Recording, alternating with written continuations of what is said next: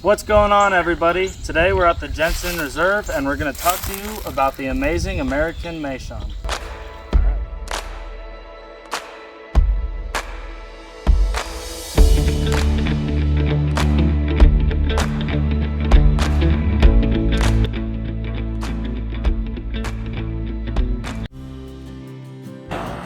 And when you see the little red light like this, that means we're recording. All right. Welcome everybody. Thank y'all for coming down. I feel like we're going to cover a lot of things today. I feel like we're doing a mini master class, which is fantastic.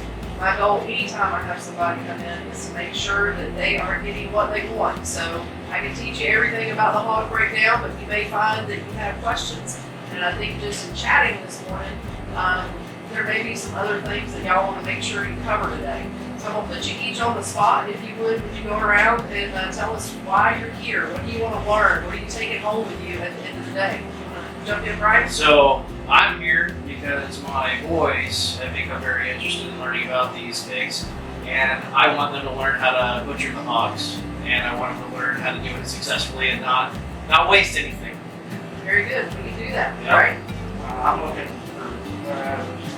Talk about it. I'm already looking at a butcher. Very good. Yeah. I'm also here to learn how to butcher something. I'm doing it as a profession, but as well as learning what to look for in the breed and how to successfully breed them and make a business. All right. We can do it. We can talk about all that. How about you, Mary? All right, I want to learn how to butcher because I want to be the Laura Jensen of the North. Careful. The North. That's what I that is what my goal is. Everybody comes to you down here. I want everybody to come to me up there. All right. That's what I Well, want. you know what? I am happy to help you build that. I don't need to be the only seat at the table. It's a big table. So we can do that. We'll talk about the hog breakdown, the proprietary means that my husband and I developed so that we can maximize carcass value. My raw value right now is $2,400. My cured value is over $7,000. Wow. So, and the biggest reason for that, I hope the camera's grabbing this, is the prosciuttos behind me. These are my Meishan prosciuttos hanging up on the wall here. And their value alone is generally $750 to over $2,000 per ham. We sell them by the slice right now. We definitely want to learn that. Yes. Yeah. So that gets into licensing, which I'm happy to talk about today. I actually run with 3 licenses, which is really unusual. I run with manufactured foods, which y'all probably don't know exist, but that means I can wholesale spices and non-meat, non-refrigerated type things in some aspects. Raw kraut falls under that. What did you call it? Manufactured foods. Yeah, so that's things that are definitely non-meat wholesale. I run a state butcher shop license that's a USDA license, and that's what we're operating under today. And that means that I can sell across state lines because I use a federal processor and I can sell retail. So the license that I just got approved for, that our first day is November 15th, which is 10 days away, that is federal. And so on federal days, things that we produce there, I can wholesale to anybody I want to. So that's the biggest license in the land. That's where you wholesale charcuterie. I personally think the wholesale charcuterie market is bigger than the retail market. Ask me in a year, I'll tell you if I was right or not. But those are the levels we work within. So if you guys are ready, you want to go ahead and jump in. I think that the butcher babes have a carcass on the table for us. Sweet. All right. All right, so we've got the carcass on the table, but before we jump in, I want to show you guys the tools that I use. And this always blows people's mind because the first thing they say is, where's your bandsaw? I don't have a bandsaw. I am the person that will cut her finger off with a bandsaw. And like we talked about earlier, it is not my place in terms of where I see myself in the supply chain to be the slaughterhouse, to be the cut work. I am value added. So when we started trying to figure out how to do this, we went to Harbor Freight and bought the $45 Sawzall. So that's what I cut through bone with. What kind of blades? Yeah. Yeah, and we do need to talk about this. So we do have a shorter one as well, but these are from Cabela's. So this is, let me show that just a little bit more. This is a specific meat cutting blade. And you do want that. They were super cheap, so, and it's made for this. The 2 knives that we use, and this is what we use for everything. Anybody know Pop Quiz? No idea. Breaking. I know that there's like, I believe that's a sharp knife. Thanks to Kaylee, it is a very sharp knife. So like a this, splitter and it's a break-it knife. Break-it, yeah, yeah. so this is a break-it knife. You can get them in different lengths and different thicknesses. In fact, this is one of our favorite big knives, and this is what we cut steaks with. I'll keep going there. So that is the same deal there. So this one's a lot of fun, and we can use that one today too. So break-it knife meant that you can break down an entire carcass with this knife, which we will do most of it with. This is a boning knife. This is, I like a flex blade, and you'll see why as we work through the carcasses. Is that to remove the bone from the meat, or? I mean, that's the official answer, but our reality is we use this for everything. Okay. We really do. So we find it the most versatile knife in the butcher shop. Remember that we're not doing meat work all the time. We're doing lots of other things in terms of the products that we produce out there. So I'm gonna be funny. Hopefully it don't backfire on me. What do we call this? BMFH. BMFH, y'all. Big hammer.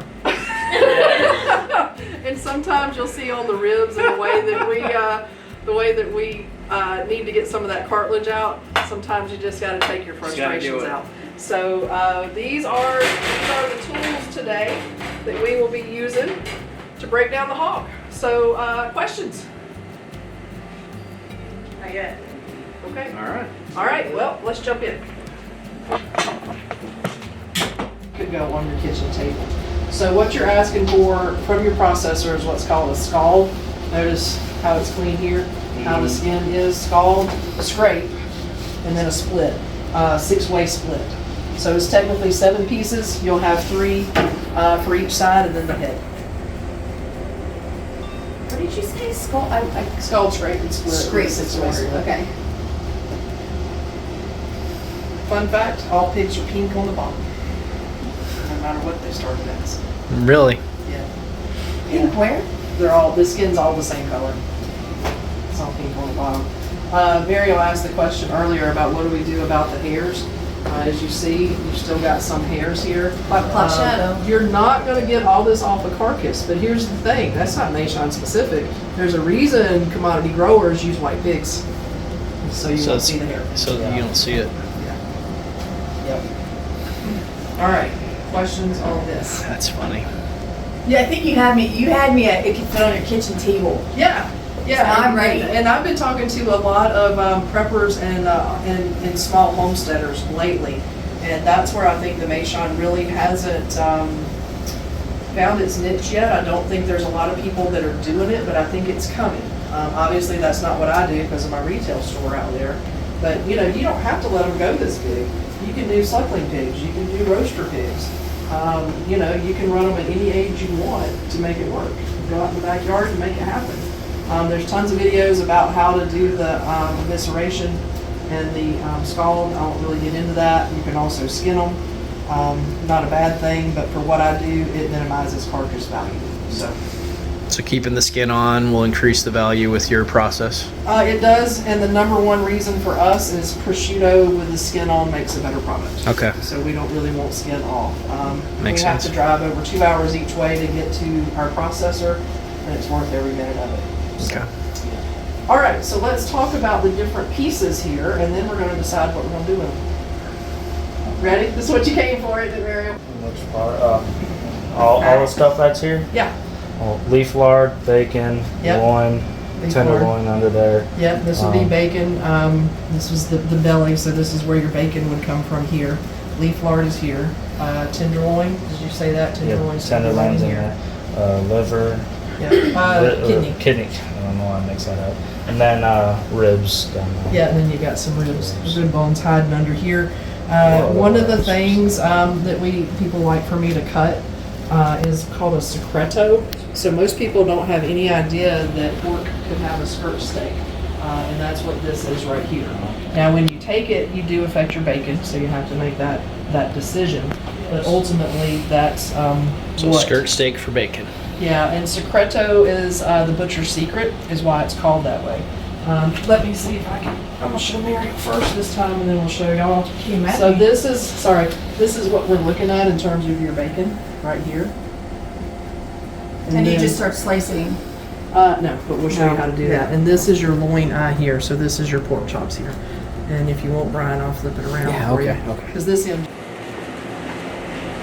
All right, so is there a specific way to cut for charcuterie, like to prepare it for that process? There is, and that is what this carcass cut is all about. So I get the hams back like this even if the processor does work the rest of the carcass. And what I'd love to share with you today is what each cut is in each cure. Got it. So to me, the ultimate way to save the Meishan is to say that we cure the entire carcass, be able to wholesale it, and drive demand for the amazing Meishan pork.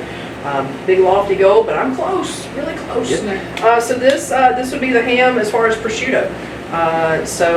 This is what we would run through our process, end up dry aging in the store and selling by the cut. The loin here, as far as instead of pork chops, we would turn that into what I call lonzina.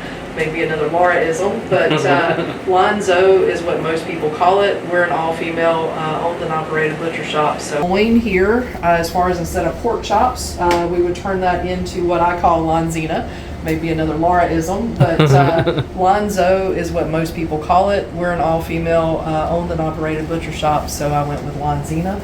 We have that out there in our heritage line if you'd like to try it. On the belly, that would be pancetta. We are refining that recipe now, and that would be I would call it an Italian cured bacon. You think so, Kaylee? And you can actually cook it like bacon, and we had some on a salad that another restaurant did that was amazing. So that would be that. Now, of course, bones is not something we can do anything with on charcuterie. On the capa, that would be capicola. We would cure that and sell it by the slice. And then on the lower part here, that's what I take and turn into pepperoni. In other words, the lower part is trim, and there'll be some trim from some of these other things. And instead of sausages, I can cure it into a pepperoni. You could probably make some other cures. My bigger issue with that is I have to invest in equipment before I can get into that. So that is the entire Meishan carcass cured. Thank you. I also had another question. I know there's membranes and stuff like on the ribs and surrounding some stuff. Do you leave that on or do you take that off? We leave it on. You leave it this on? one. Yeah. I mean, we'll cut that off. So my rule of thumb is the same as it will be for y'all. If it's gross and I don't want to eat it, I'm not gonna put it out there for somebody else to eat it. Yeah. So like this, we'll cut this off. That's just rough. Yeah. Yeah. But like the membrane on the ribs, do you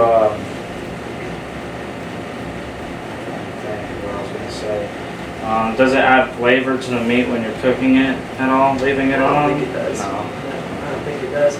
So one thing I will say about the Meishan is I don't think it's a big rib hog. I mean, you could cut them into country style ribs because that's what this this part is here as well, coming off the ribs. I've never really felt like it would be great for that. I think it could hold its own in certain markets. My general customer base is not huge on country style ribs. No. I find that again, back to Boston Butts, we sell them in the heritage line, but if it's a super commodity piece, I don't really feel like that's where I'm going to Because they're used to getting it at a certain price. Yes, yeah, less than $2 a pound.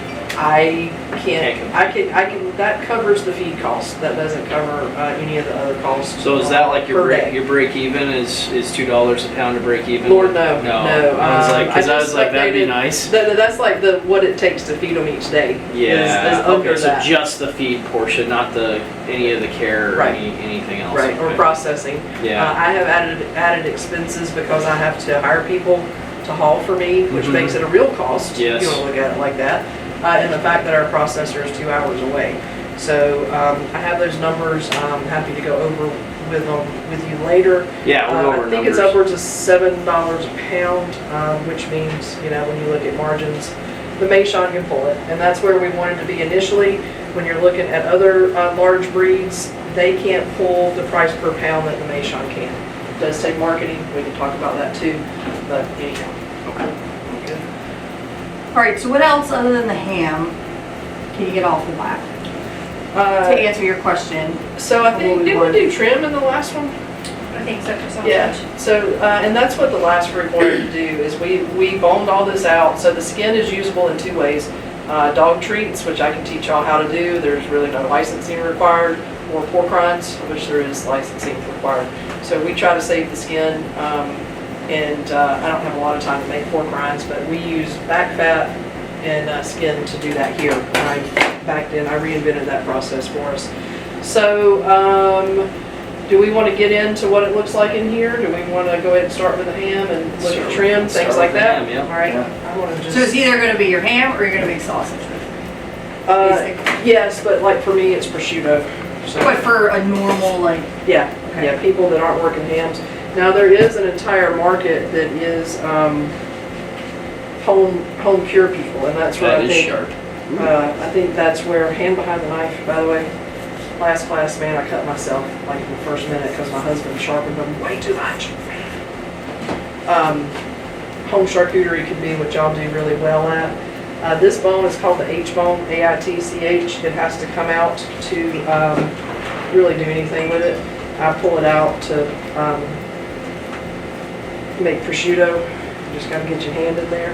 Remember I told y'all earlier, I like the flex on these knives. What I'm doing is I'm chasing the bone. So I'm pushing, Just following it yeah, around. I'm letting it push and do that. This is where it gets a little, where we don't want a lot of people in here because it's hard for everybody to see. This bone in here, same thing. I need to get up under it. I need to get it out. do you sell your hocks too? So this would be a hock. That the front one is considered a shank. We don't generally sell hocks because this would be the prosciutto. So could you sell We this sell smoked? them, yes, and fresh. Yeah, yeah. Let's see, we do this bone. I can just tell you from experience comes down here.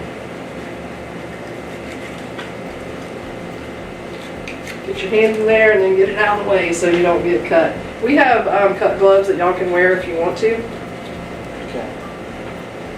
I'm not doing the cleanest cut on this one because I know we're going to end up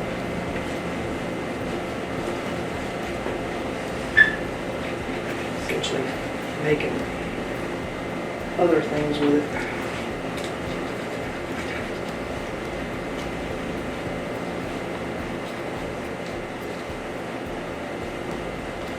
Almost there. Last piece.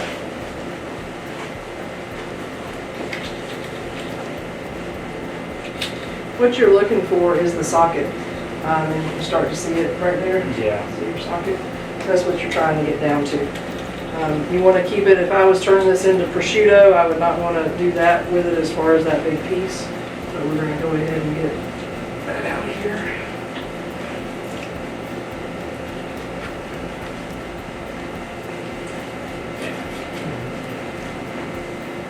You never know. Some people might be wheezy seeing this kind of stuff Yes, for the first time. they so- are, they can be. but So you're there's a good. little ligament up in here that you want to break loose. The look on your face is why I asked that. Yeah, I guess There that's it just your went. normal face. I'm sorry. I don't know if y'all can hear that, but you can hear it. I heard Oh, that. all right. And again, that might So gross it got some off the people out. joint. It's the ligament. That is very cool seeing that like that. Just this ball. Yeah, and again, you could do this in a much cleaner way if you want to shoot it. So that's the H bone. Is there anything we do with that? Make So prosciutto or- there's really nothing in terms of cures that you can do with it. This is the meat that we can use in Just sausages.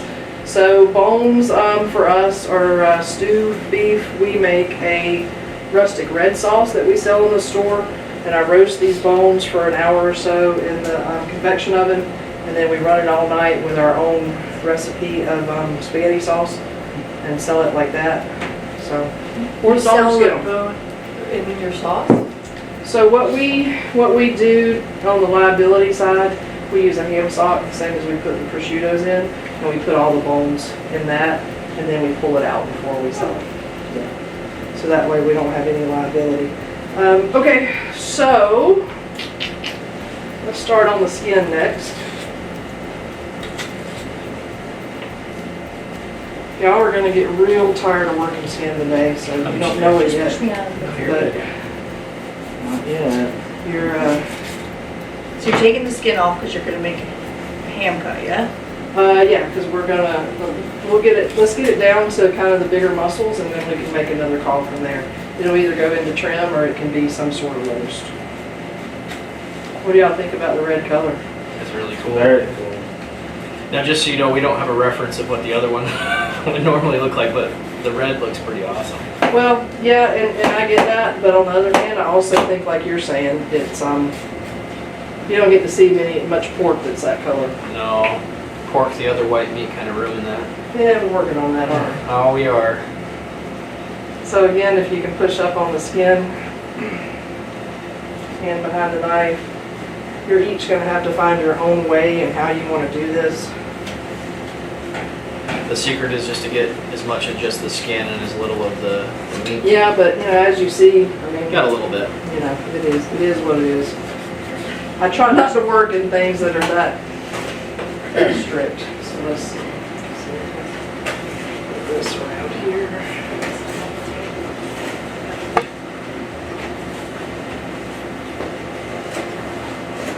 Sorry, Brian. No, you're good. Maybe I'm the weird. So on the cut table, it's okay if the tip hits. Once you get down to where the blade may hit, that's where we'll grab a cutting board, because every time your blade hits this, you roll it slightly, so your knife becomes more and more dull. So that's why I'm not so worried about that part. Do you put the skin in when you make sausage or no? I do not. I know that is what some people do. As you can probably tell by the tone of my voice. You're not pleased with that Ew. answer? Listen to her. Ooh. So you But now, like- don't use the skin for anything? Then? Dog treats or pork rinds. Yeah. Yeah. Y'all want to go grab some of those? Oh, it's on I'm the sure they'll enjoy the dog treats. the dog treat. Yeah, and here's the thing, we actually do really well on dog treats. I bet. I wish we had more than just a little 3-pound dog.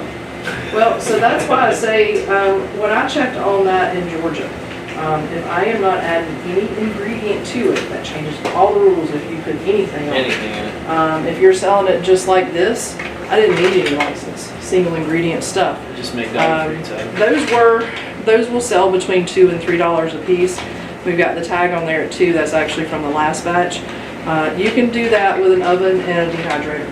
Okay. So that's like no spices or anything on Correct. it? It's literally this There's the tail skin. and Now everything. what you'll want to do is come back and clean this up. See how that is Yeah. versus that. It'll take a little bit more I off. can show you how to do that too. So, Yeah. and then could you grab some pork rind blanks when you get a second, Haley? So something this big will turn into something small like that when it dries up? Yes. Yes. And so what you want to do, if you wanted to replicate that, you'd come in probably like right there. It's gonna shrink. Yeah, and by the time it shrinks, that's what you end up with. I wouldn't do a whole sheet, and you want to do your cut work before you hit the hydrator with it. Those are pork rind blanks or skin blanks. The Meishan skin is thicker, so you see that and that. And that's for human consumption? It is.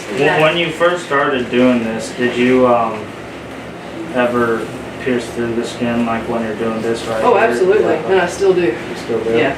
Yeah, that's one of the things, because I don't do it every day, I am not perfect at it. Yeah. But for the purposes of the class and teaching other people, I think I do all right. Yeah, you're doing pretty good. I mean, for the most It don't look part. like I'll a say the first knife day, going right? pretty- Yeah. You've been doing this for a little while.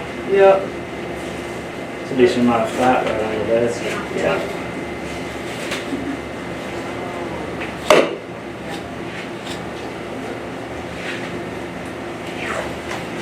Oh, listen to it, it's like butter. Yeah, it's like. It's like so Crazy. satisfying seeing that. I'll admit that the skin removal process is kind of giving me heebie-jeebies. The what is? The skin The removal. skin removal process is Oh, giving me heebie-jeebies. interesting. Kind of looks fun. I was It looks like you're perfectly cutting fine through until- butter. I feel like you just can keep slapping that thing on there, like a whole Silence of the Lambs sort of thing. It rubs the lotion on its skin. It does this whenever it's told.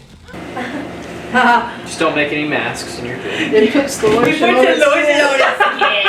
There it is. Okay. So there's actually, They don't get that reference. there is actually there's two different things you can do here. You can pull two sides of this. One is called a rompetto. I have to Google the other one. And so I've done this for people, like if I'm shipping Meishan to the West Coast, instead of shipping a whole ham for them to cure, I'll pull the muscles, and then they cure that. So we've got that option, or we can just keep cutting and putting it in a trim. Let's say, Let's keep cutting and putting it in a trim. okay. We got two.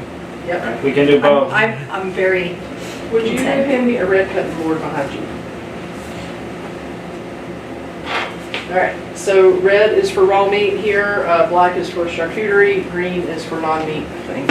So this is where, when we get into this, Is that USDA or just for your guys? it's kind of, I don't know the answer to that. They don't require that, but we felt like in terms of contamination, Oh, that that's it was a good practice to have. So nobody's really told us to do it, but it just makes sense for us. And then the other side of it is we were going to have that many cutting boards too. It's just how we roll. So, yeah. All right. And so y'all see how I am literally poking around in here to decide what I want to do and where I want it to be. And then we've got, I have a bone there. So yeah, y'all do that too as you're at home trying to figure it out. And I'm just going to jump in.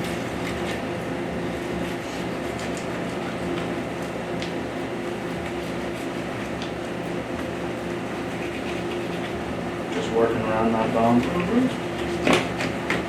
When you're cutting trim, it's the easiest no-brainer work. Just Because it don't have to be perfect. yeah, just keep cutting until it is what you want it to be. That reminds me of busting hams. That's what I call it when I open the prosciutto up, as I start along that bone. So that is a huge piece of trim there. And we say it's trim just because it's not pretty and ugly and we can do whatever we want with it. Well, I'm going to take it one more step to officially make it trim. But we just know, I'm sorry, my allergies. We know we've already decided that that's where this one is going.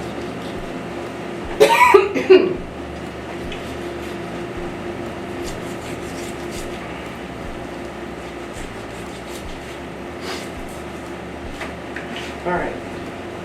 Y'all ready to start? yeah. You probably do want to wear gloves. Y'all are taking this home, so I'll let you decide ultimately. We have, don't we have extra large too?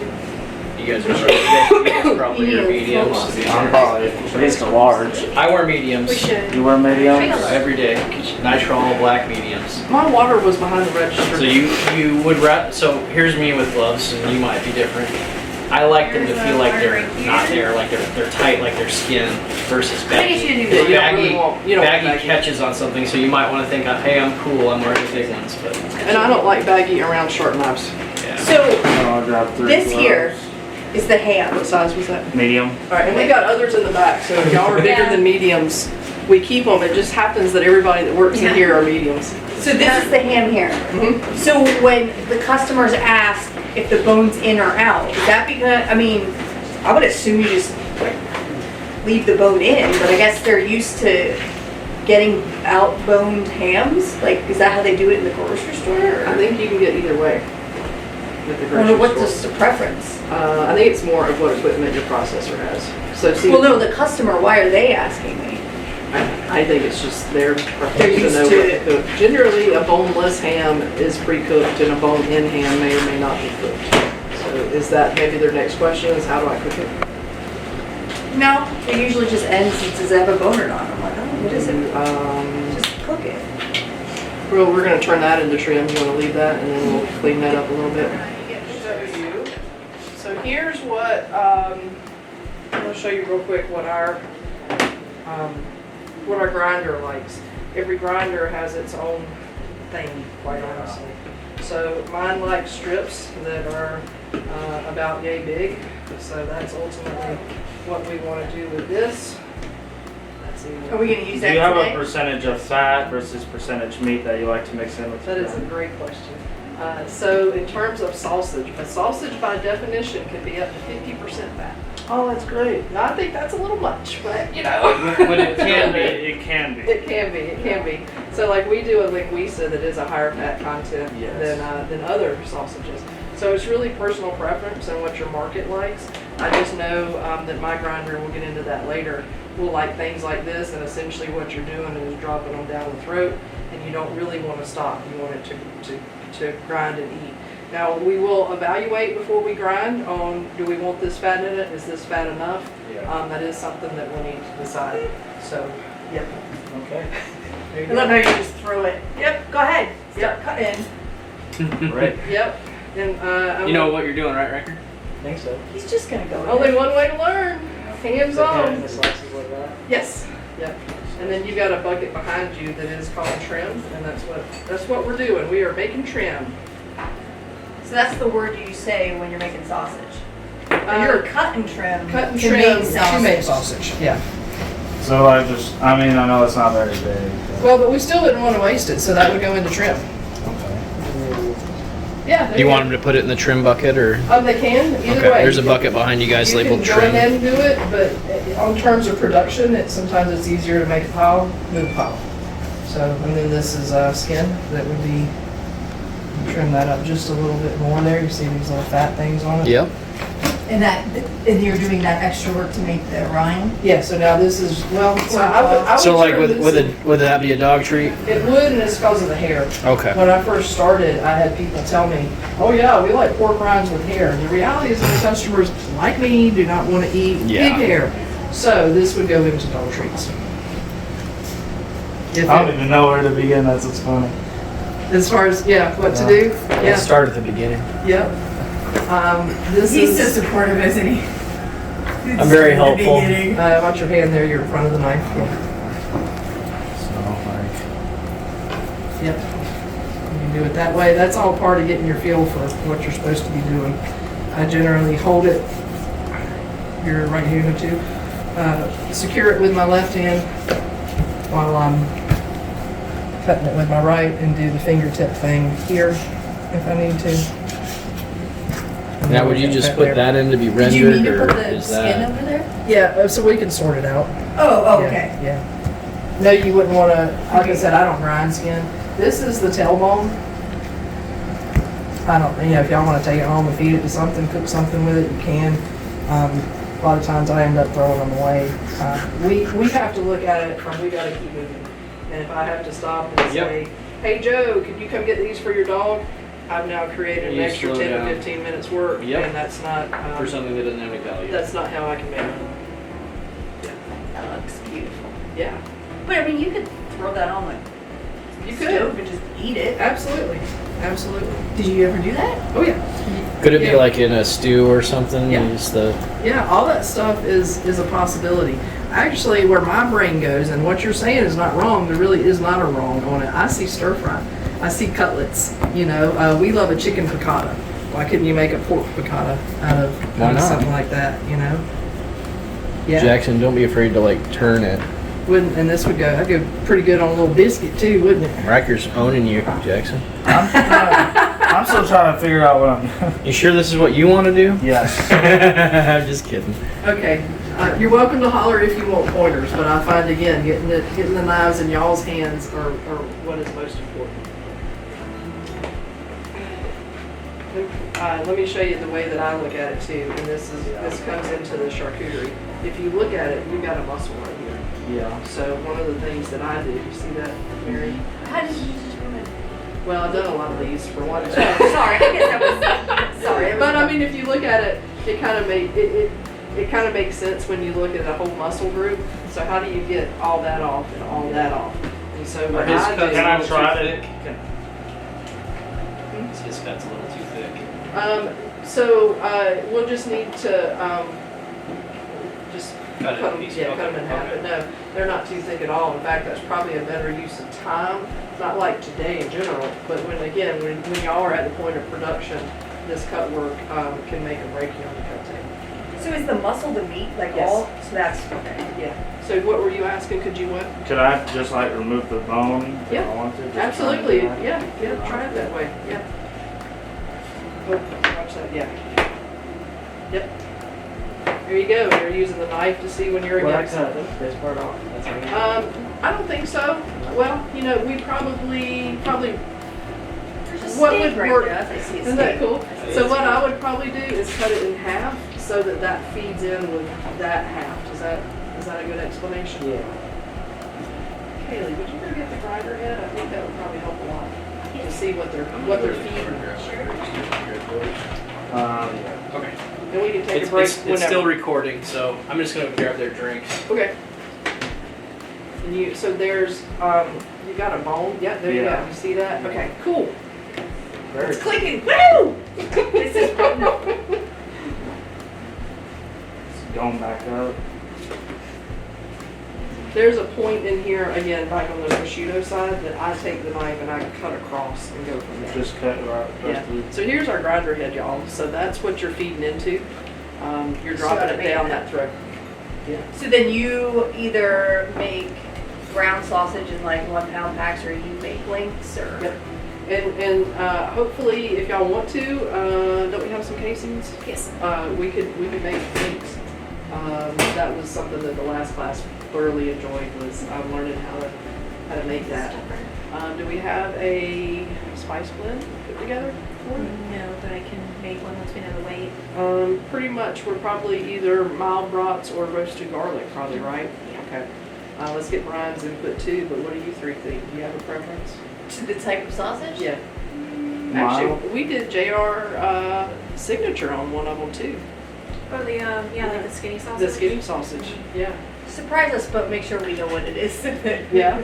What about you guys? Do y'all have a preference? I mean, I like a little spice to it. Not, do they have like the big hot peppercorns or whatever in them? Butcher Yeah. babe? Sweet and spicy? Butcher babe, yeah. You like a little spice? Yeah, it's just we can't have, my husband can't have the ones where it have like the big pepper pieces in Oh, them. no. We No, don't it's, know what I mean. You know. We use a little. Is it It's fine. cayenne? Cayenne, and that's good. Okay. What is butcher Yeah. babe? So I'm a heat sissy, and I can tolerate Yeah, it. I'm not. Well, I'm not. I don't like heat. I don't Oh, really? Or you don't like it at all, Riker? Well, I get cold sweats from like Oh, nothing. okay. I'll Well, stick then with it. let's go with roasted garlic then. That's our That's okay. number one brat, and it's a basic kielbasa recipe that I turned into a brat, and it's a good thing for. Do you sell your spices for people that want to make their own sausage at home? We can, and I don't yet, and it's just because I haven't got to. So if you decide you like it, if you want it, that's that kitchen and that manufactured foods means I can wholesale all those. Okay. So yeah, even cures, and that's where we're talking about what does it look like for me to be in the cure business, teaching people how to do it. I can sell all of those things. I just can't quite wrap my head around what does that class look like? What is that deal? So let's see if we can. What I would do is I would figure out how to get this out of here, and you notice how I'm working this. So you started getting some of the joint right Yeah. here. I would probably cut right in there. And let's see if we can get this out of here. Get it out of your way. Haha. Okay, I'm gonna let you keep working it. But I think you see where we're going there. So this is where I say, could you go to a school and they'll teach you the traditional things? I think there's one somewhere out in the Midwest, yeah, but I don't think there's anything that replaces what we're doing right here. We're not gonna do sausage stuffing until later, right? Yeah, that'll be the end of the day so that we can rechill this. Okay. I'm gonna grind right now. Can you set out some burgers so Bill can make us lunch? Sure. What kind do you want? Totally left my mind, y'all. Did you hear that Kristen Yes. I'm gonna try We it. got Bam burgers? I was about to say Bambergers. So that's half and half? 4, 6. Can we have 8 burgers? Is that half and half or just pork? It's half and half. Half Yeah, and half and half. But we use a lean ground beef on that. We actually use inside rounds, Black Angus inside rounds that we cut. Let me see if I can get you a tub. Boys are doing a good job, doing all the Good. work. Just not, I'm okay with that. I just want to watch for now. You have one son that talks and one that doesn't. Yes. Yes. That's like me and my brother. Can I get Clearly, we don't can talk. Well, honey, I get by you real quick? just push me out. That's why you have hips. Do you ever tell your brother to stop talking? 'Cause my brother always We all told think me to it, stop but talking. no one does it. Oh no, my brother always told me that. Can you just stop talking right now? That's what siblings are for. He starts rambling about stuff he doesn't know. What is that? Oh. I just talk about stuff I don't know. I don't even know what to say. Hey, but I mean, talking gets us somewhere. I am going to take a restroom break real quick. All right, so we are out here in the barn hallway now. So the things that we were talking about earlier with Mariel and I, The room over here that you see enclosed that's now storage, that's where we started making prosciuttos, as far as we hung them out here to let them cure. We can walk over there, again, the storage, that's kind of a mess now. But under our state license, that was something that we were eligible to do. So that's our initial proof of concept room on the left, and then the room we were hanging them in on the right. It's a mess, don't hold it against me. It's okay. That's awesome. So, Now it's storage, so it's all right. Storage doesn't have to be perfect. So is that like a screen in there to like Yeah, make it so nothing could get in there? So we were so excited that our state inspector would allow us to do that, we really weren't sure if we'd ever get approved. And they didn't really have any rules other than they classified it the same as a barbecue place, in that you had to have something to keep the vermin out and keep the critters out, the bugs out. So we But took- aside from that, so we took what we do from the chickens. That is just like screen door mesh behind Yeah. there, and then that's like a concrete thing. yeah, that's what I was saying. It looks like the concrete mesh, Yeah. not necessarily like, Yeah. what is it, the hardwire cloth that's so Right. expensive. Yeah, and we took that from chickens because that's what we had done up to then, and we wanted something that things couldn't chew through to get to the meat. And I don't know if you're like us, but we look at things that people are throwing out Yeah. and think, how can I use that, or I could use that for this. And I have a whole pile of that over there. Yeah. Because every farm needs that And pile of that. working in manufacturing, they're throwing away a lot of stuff all the Yeah. time. So Definitely. So our next big step is we're gonna go to a walk-in freezer. These Okay. are the freezers that we use. The little one with the boxes is turned off.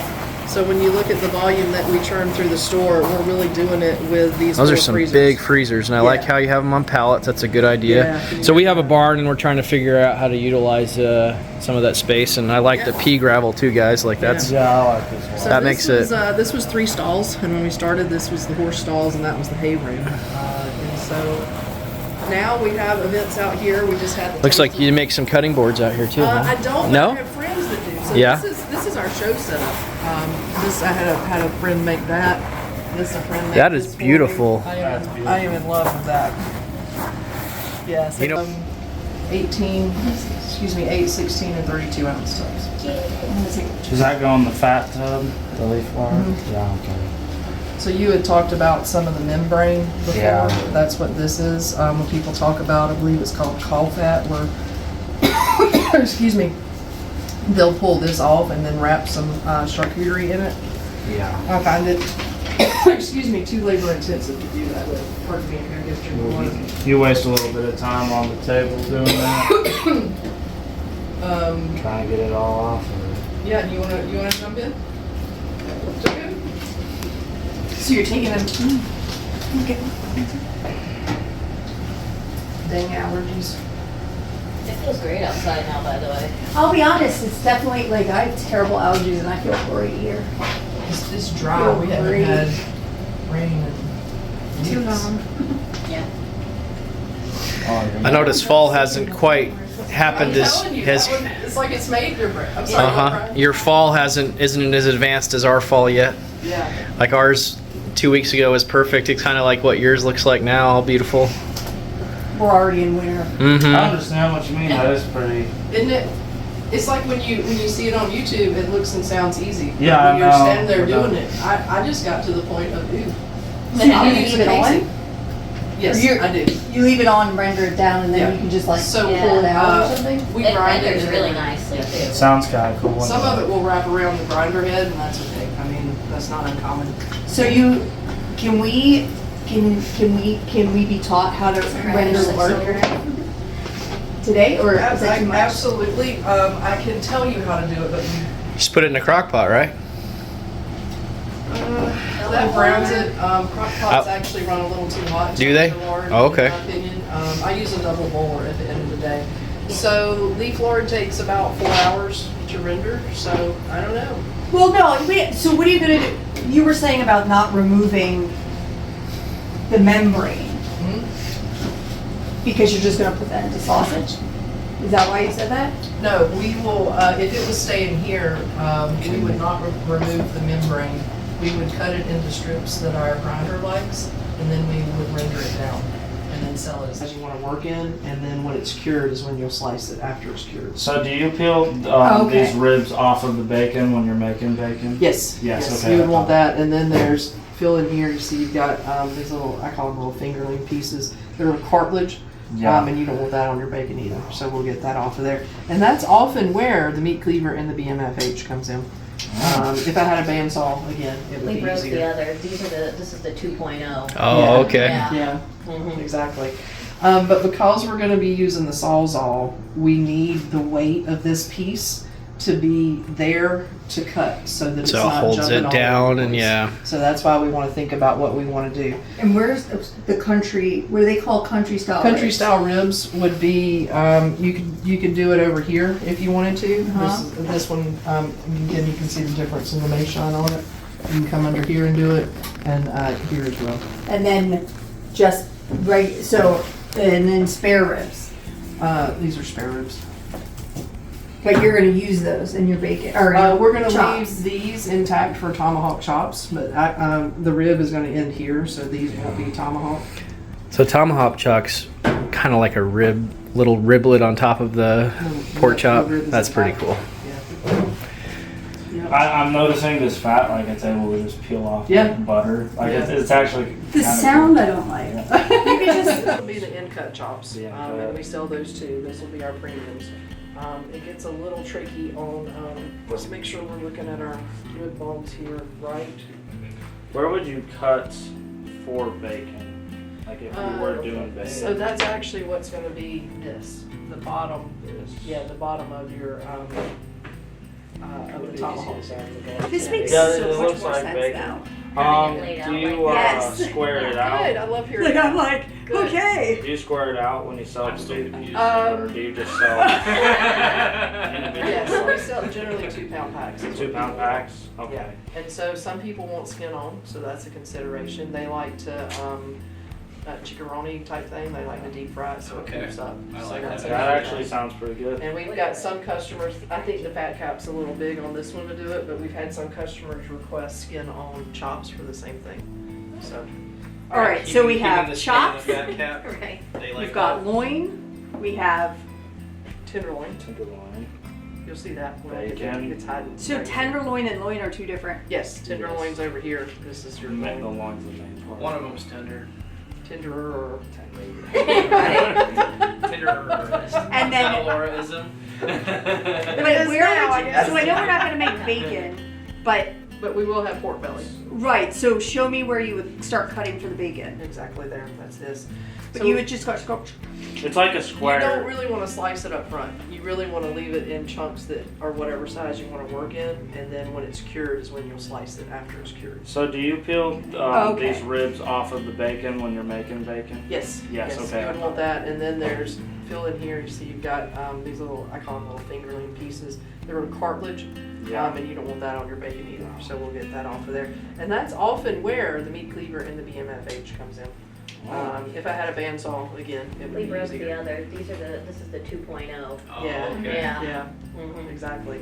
But because we're going to be using the Sawzall, we need the weight of this piece to be there to cut so that it's So not holds jumping it all down over the and place. yeah. So that's why we want to think about what we want to do. And where's the country? What do they call country style? Country ribs? style ribs would be, you could do it over here if you wanted to. Uh-huh. This one, again, you can see the difference in the Meishan on it. You can come under here and do it, and here as well. And then just right. So and then spare ribs. These are spare ribs. But you're gonna use those in your bacon or your We're going to chops. leave these intact for tomahawk chops, but the rib is going to end here, so these won't be tomahawk. So tomahawk chucks, kind of like a little riblet on top of the pork The chop. rib is That's pretty intact. cool. Yeah. I'm noticing this fat, like it's able to just peel off Yeah. like butter. Like Yeah. it's actually The kinda sound I don't like. You could just stop touching I need, it. I need to grab my phone charger real quick. Yeah, you could You don't stop. like that? You don't like that? Stop. That would be great. All right, so you're gonna make some tomahawk chops. Yeah, and so what I'm doing, and it'll make sense when you see me use the Sawzall, is poor knife. Let me get it Do straight. you know that a lot of people will avoid using the saw as much as possible That's like mixing in the bone with the. Yes.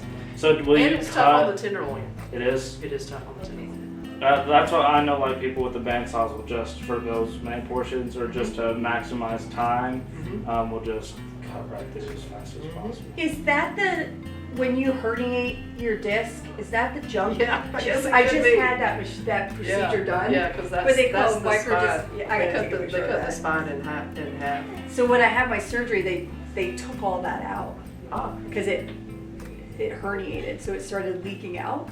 So they went and took all the juice out so it would stop.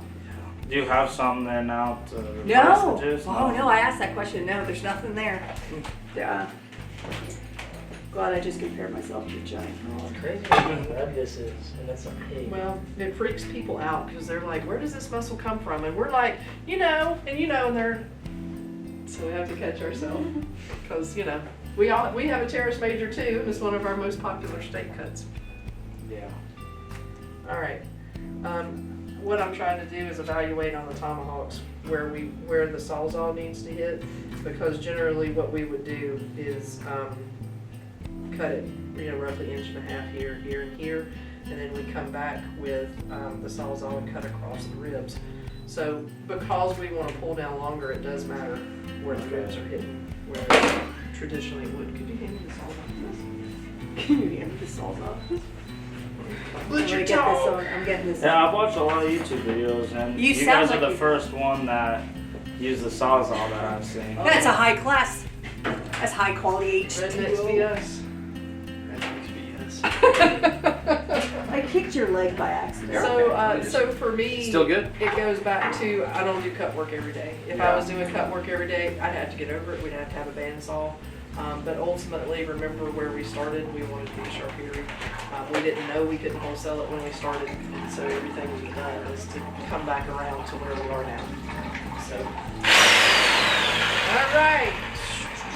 All right, making tomahawk, right? What did you call them? Tomahawk steaks? Yep, starting. Tomahawk chops. Hard Excuse steaks. me, yes. Yeah. All right.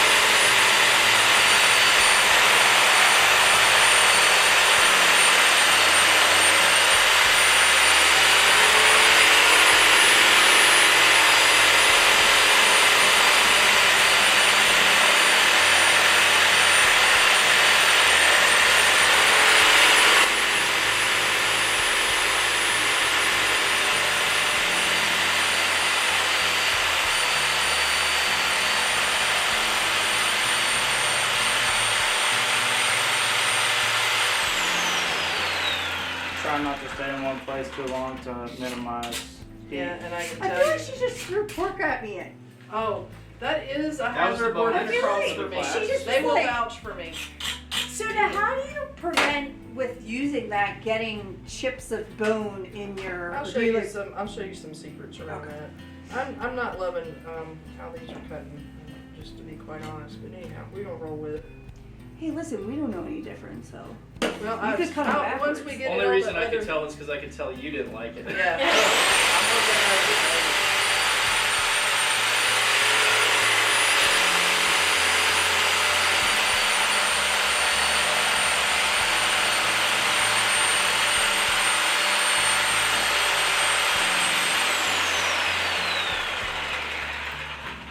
The reason I am pausing is because if we're going to do a whole loin on the other one, which I think is what you want, whoever wants to hold this and see what it's like needs to jump in. And y'all are welcome to do this. So we're coming to the end of the ribs here. This would be your next cut here. Yeah, it is. Looking at, I don't know if that one will pull or not. We will try it.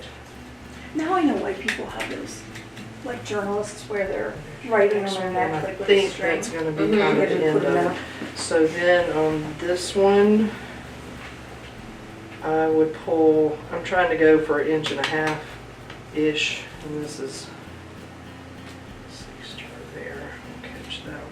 just make your mark with a knife. Yes, and then y'all can see, whoever's Did you gonna know? hold it has an idea of what they wanna.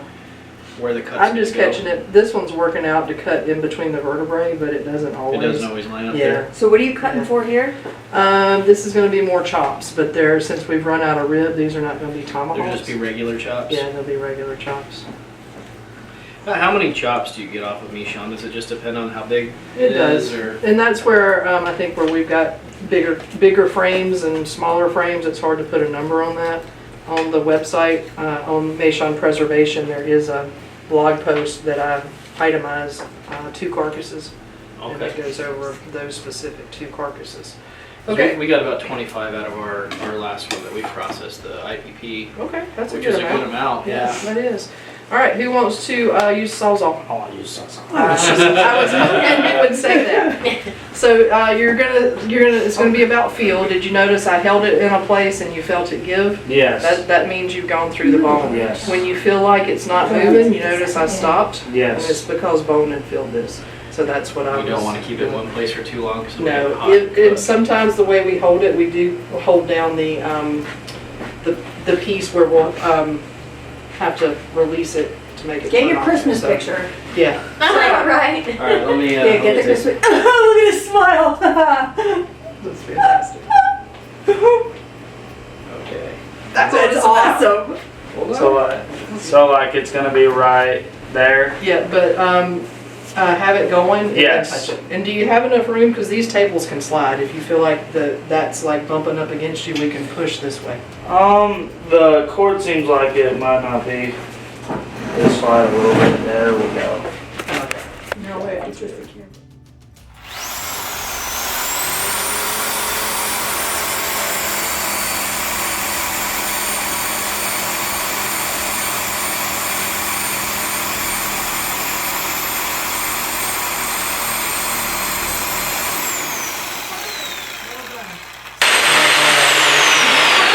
Well done. So Did I then- go all the way through right there? Yeah, you can see where you felt it give. So this is Yeah. where your tenderloin comes in. So try to stay out of that if you can, which is impossible. You're going to be in it some, but just keep that in mind. It's really about the So bone. like and start that. with it up here, no, a little further up, right? Yeah, Yeah. Have the blade kind of. yeah, and then you'll have Higher. one there, one there. Yeah. Okay.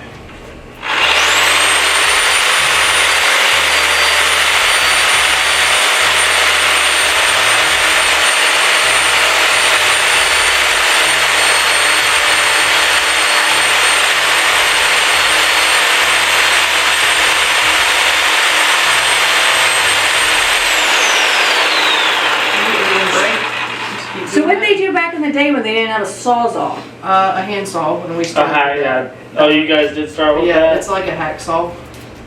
Sounds fun. It will. Whew. Yeah, that's Get your- a pain in the butt is what it is. This It is makes probably more sweat. value added. Sorry, go ahead.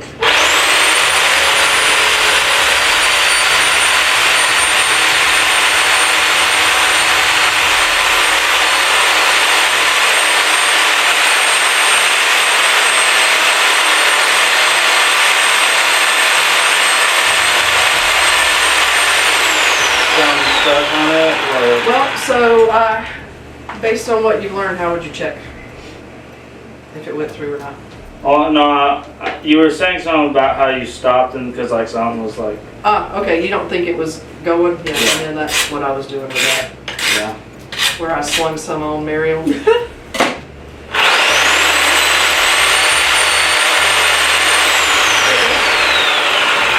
Next time, just go the millimeter, okay?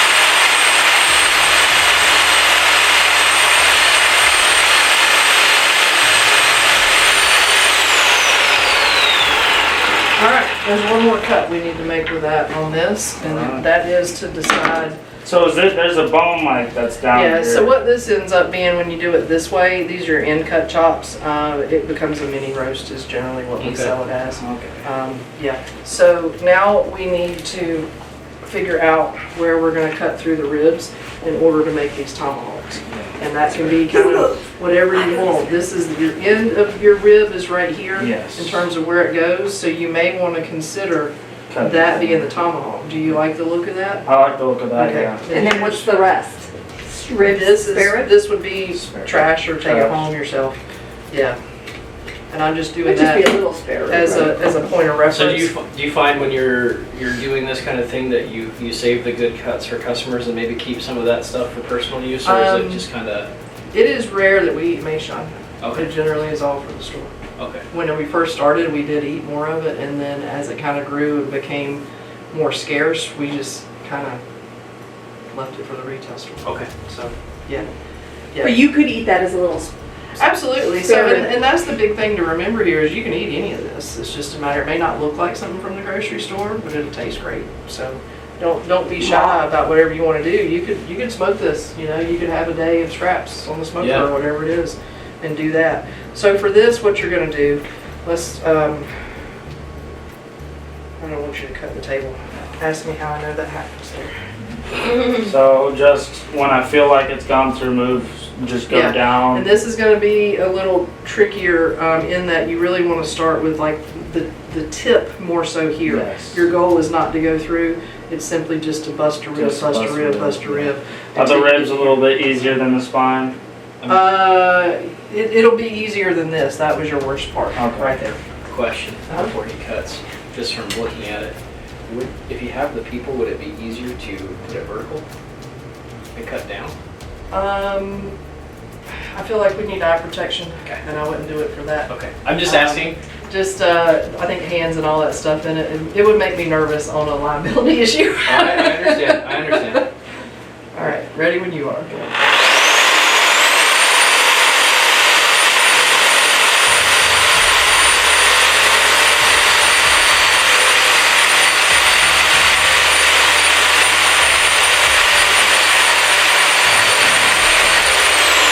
Set that right there.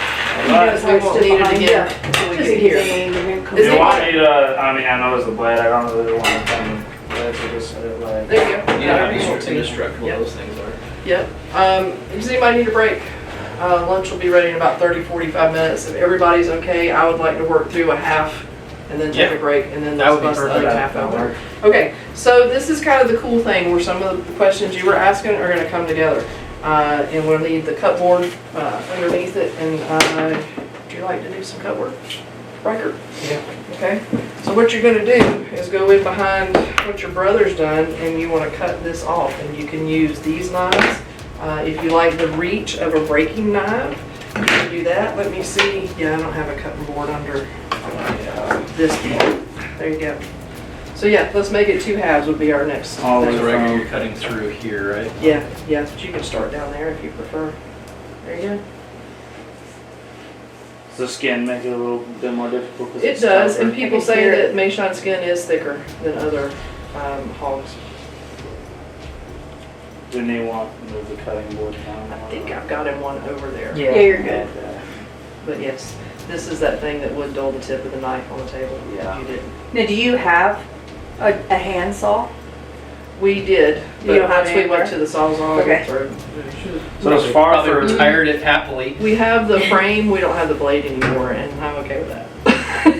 I think I'm just a little intimidated, for the next half, I'm a little intimidated So to this, use like that. you were talking about, Brian, it could be beneficial for somebody to, To have that. yeah, to hold it.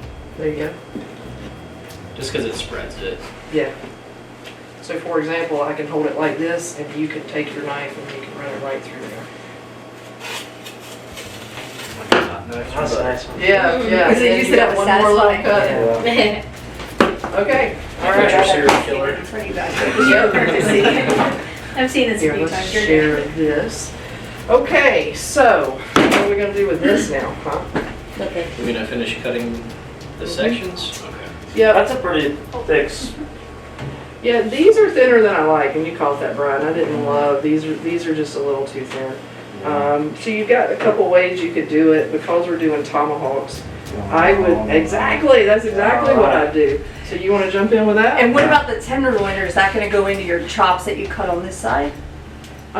Yes, so it'll be right here, and as we cut those, we'll have those. But they'll be on the chop? Yeah. Now, a pro tip on this, if you'll switch to a breaking knife Yeah, I was with a gonna longer say a reach, little longer. because here's what happens on the retail side. That meat, every time you pull up, you may be creating a ridge in the meat, Yeah. and so you really want to have a long sloping cut in something. But now, since he cut those, you can't take the tenderloin off. You can, but it'll look weird. And that's where you'd have to have a bandsaw to take that bone, the rest of the bone off. So if we didn't want it like that, you cut that off first, then start cutting your chops? Or do you have to have it? So for our equipment, we can either have a whole tenderloin and a whole loin or chops. If we wouldn't be able to sell pork chops without the tenderloin or the tenderloin removed, because it's that T-bone piece just like a steak, and so you'd have that bone hanging out over there with no meat, and it's Okay. not, from the visual side, it's not what consumers want to see. That's kind of cool. There it is. Yeah. All right, hold that up. I'm gonna get a picture of that. And we'll get one of the bigger ones too. But Yeah. Do you want to start on that? Let me Taking show the skin you. off these chops. just the skin. How much of the fat do you leave on? Well, and so that's what I wanted to show you, a couple tricks here. You know, we talked about, Muriel, you asked about the bone side of it, see where this is? That's essentially what the Sawzall did with the bone. The trick is to simply take your knife. And there's no like broken. No, there's no splinters or anything in there. That's That's the one reason I'm wearing an apron. Is for that, since this was the other end. Where's the bone? Right here. Oh, This is your bone, this is your rib bone. so this is your This is your tomahawk, an untrimmed tomahawk. what's untrimmed? Oh, because you got to take the skin off. Yeah, so customers are probably like that much. We've got some people that would say that much. I'm gonna cut this one and let you cut the rest of them.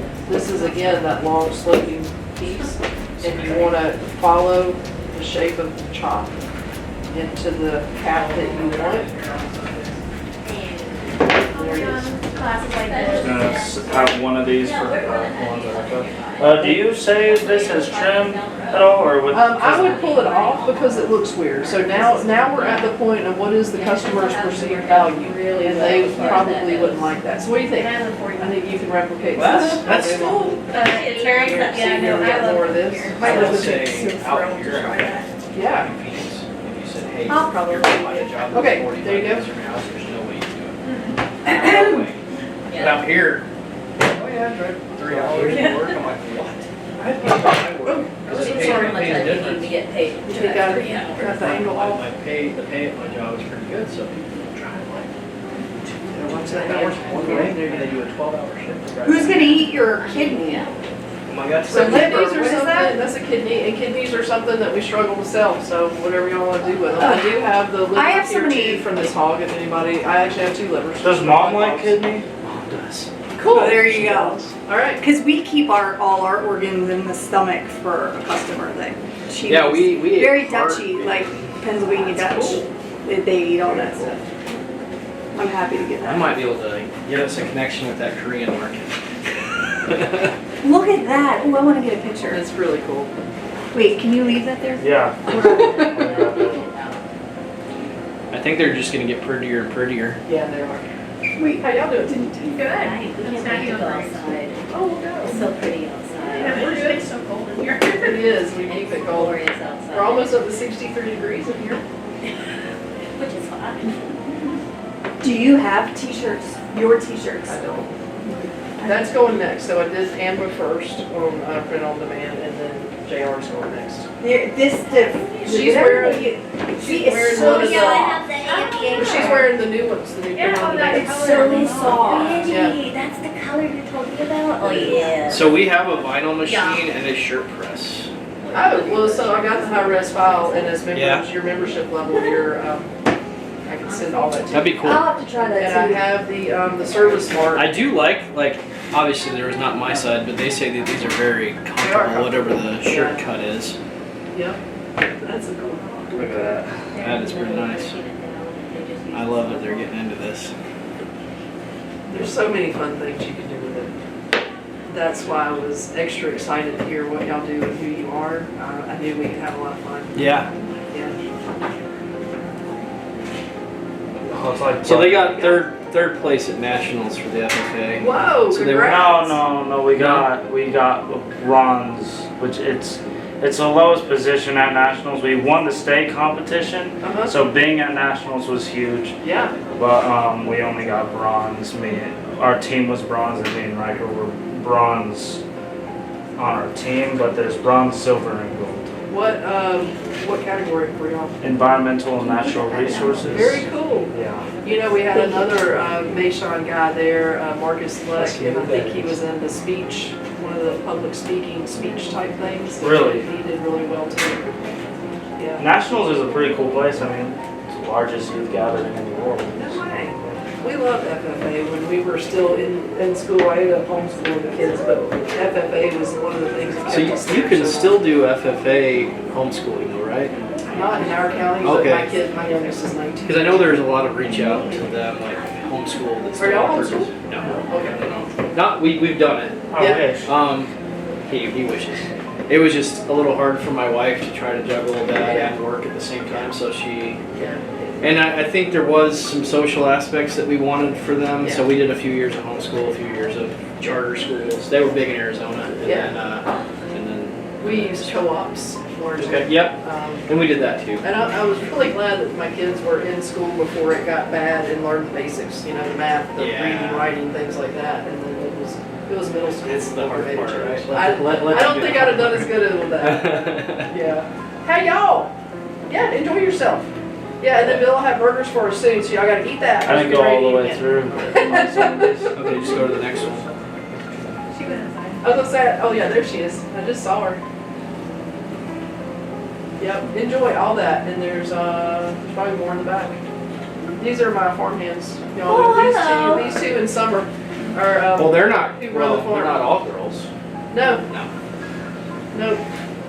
They just said it's a girl farm, so. No, butcher shop. But hey, Butcher here's a fun fact. As of yesterday, they've agreed to come in and be the next level help that we need. And I am so excited. I wish I was here to do that. Yeah, I'm getting ready to advertise for retail store help, but they're gonna be our new butcher shop people and our new production people. Very cool. Yes, I'm super excited. All right, questions. How do y'all feel about this? Y'all good? I like it. Okay. It's gonna take you until you about your third hog to be like, okay, all right, I got it. But hopefully this So will I give you didn't the go all the confidence. way through on these ones right Okay. here. All right, how far do you have? So now you have two choices.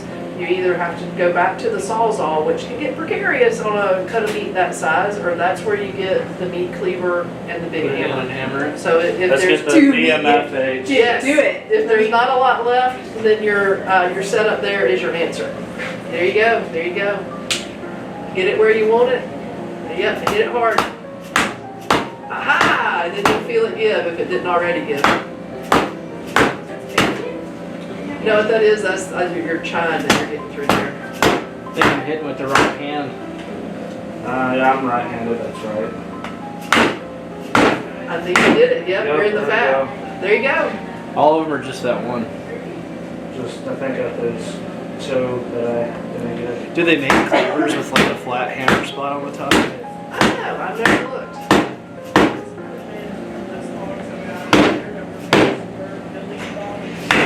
Where did you get all of your cutlery? Just Amazon is where a lot of it came from. That's a much better looking rolling right there. I like web restaurant. I'm not legally required to be full NSF or anything like that. So anything that I feel like I can sanitize and clean and use safely and not contaminate, I'm welcome to use. So the hams, when I bust a prosciutto, the first thing I do is take a mini circular saw and cut through the skin. But I can break it down, clean it, sanitize it, so there's no issue. yeah. And I thought that would be a federal license thing, that they would require it in SF, but Not so not. much. Seems like you guys are starting to get the hang of it a little bit. A little bit. Not as awkward. Yep. Yeah.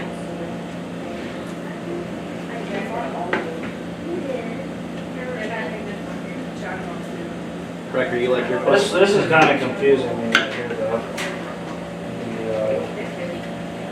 Would this just be one without the entire hog? Yeah. So this is where the, There's only, we don't really have a rib bone in here. we have this right here. Barely. It's like a ligament. May not be a. Where, you can tomahawk. try to pull this, like you said, you can try to pull it in one Save stem some right battery, there, yeah, one just to stem get one. that. All right, it's on. All right, so we have pulled the chops off the top. We've got a tomahawk, so amazing, piece that we've been trimming. This is now the lower part of the belly. So because we make tomahawks, we have the end of these ribs here. And I will get you started on it, and then I'll let you work the rest. So this is where you can do what's called seam work. If you notice, you kind of have a little seam here. And that's where you can use your knife to come in there.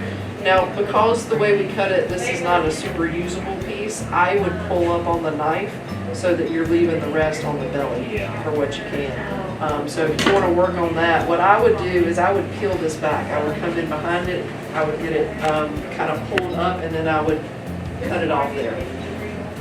So the remainder of what after he's done is pulled out. Yes. That's the only thing, and yeah, you're close to a little. Oh, yeah, it's awful, but I mean, everything else, right, sounds good. Thankfully, so If what? you ever feel like you need to change gloves because they do get slick, you're welcome to do it. 40 minutes through each essay, and there's 3 essays. So within that, they don't. So more than that though. So this is where I would feel it. No, I think you're good, and so I would probably come back in behind it here. Yep. So it's just a bunch of, like, that's where you get my launch. Yep. Move it and turn however you need to. They don't care. So this is a breakdown that I'm gonna offer at the conference as well. They wanna see this. A lot of members have asked me, please do this. What was this called again? This is the whole hog breakdown. Oh, the whole hog. Yeah. Yep. So we could just cook that up right there. You can, absolutely. And what kind of meat would that be called? Is The remainder I of heard it. it's just like spare ribs. It is, it's kind of the trim on the ribs. Because we did tomahawk chops, it kind of took away the traditional. Okay. ribs. We should Would you call it- ever turn this into just trim and just put it in with sausage? I would not, and here's why. It requires a lot of work to work around those bones, and if it's got those little fingerling bones in it, the cartilage in it, to me, it's just not worth the time. I understand that. So, You could call it a micro mini Meishan. It's like pizza. yeah. So then the next thing I want to do is get this bubble fat Yeah. off of here. Does that just kind of pull off? It might. So my favorite sound. What That's I, so cool. what I want to see is, yeah, she may not want to see that. Let's get this on here, get our cutting blades lined up. So I would take this off. See how you got this? So yeah, and this is kind of like when you cut it in half, you can really, truly run the knife. All the way down. What is it? Would you use a bigger knife for it, or I Just would, like butter? because to me, You I would? feel like it gives me leverage on that breaking knife. Yeah, yeah. That's like one of my things. I'm like brutally honest, and yeah, that's. Oh, yeah. Just cutting more lard off. Yeah.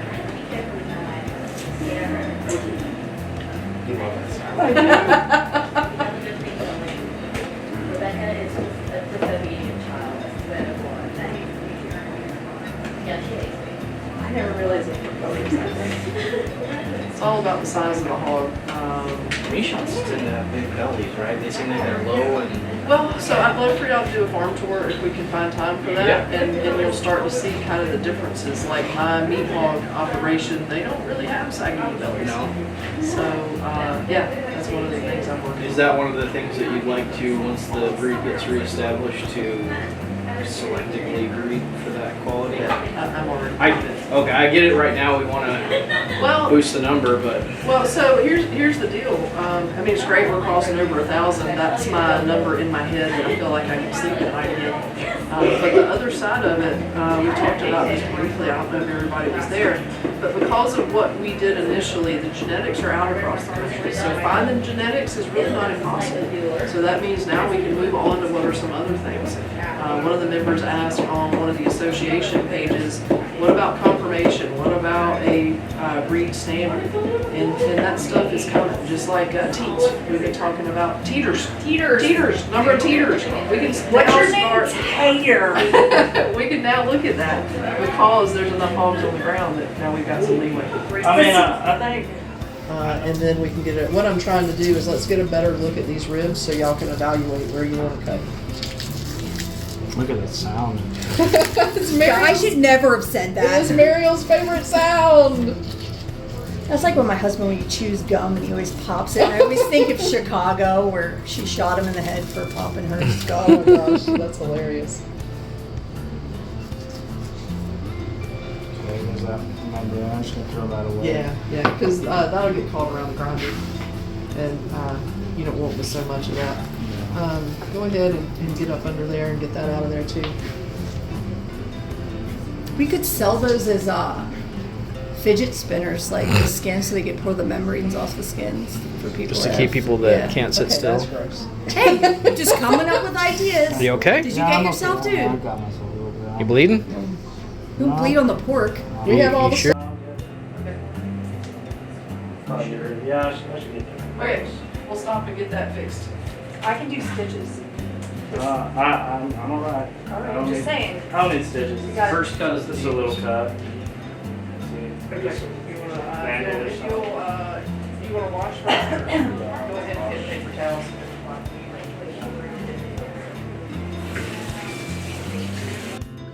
As far as how we got cut, Well, yeah, I no, was because going in and I did this. with the Sawzall so that we can avoid the cuts of meat that we don't want to cut through.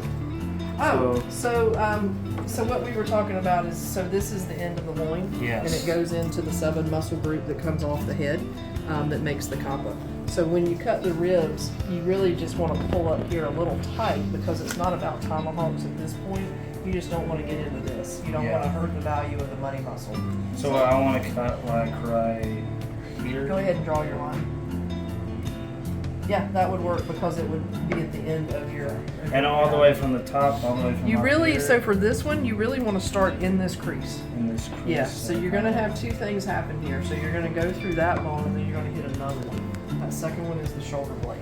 The shoulder blade will draw your teeth. I hate cutting through a shoulder blade. So I don't cut that, I So trim cut- around it. Yeah, so cut. So we're not going to cut through the shoulder blade here? You can, I would rather not.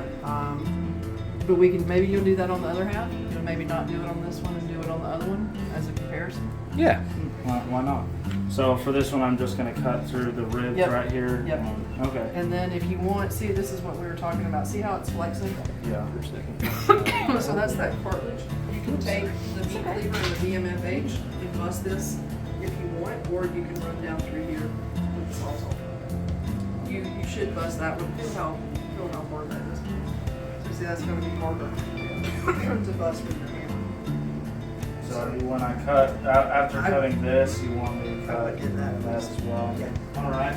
And for this, I want to cut at an angle going down there, all right? So you've got a great line here. So look at it as coming in here and then follow with your line. Okay. Excuse me.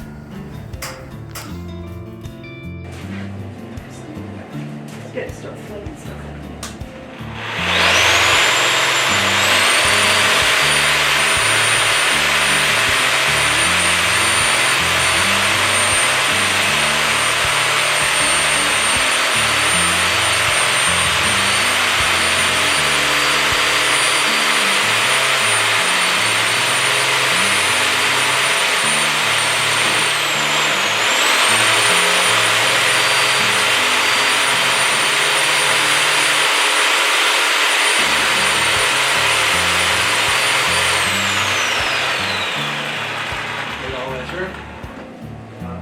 show that all the way. No, not on that last one.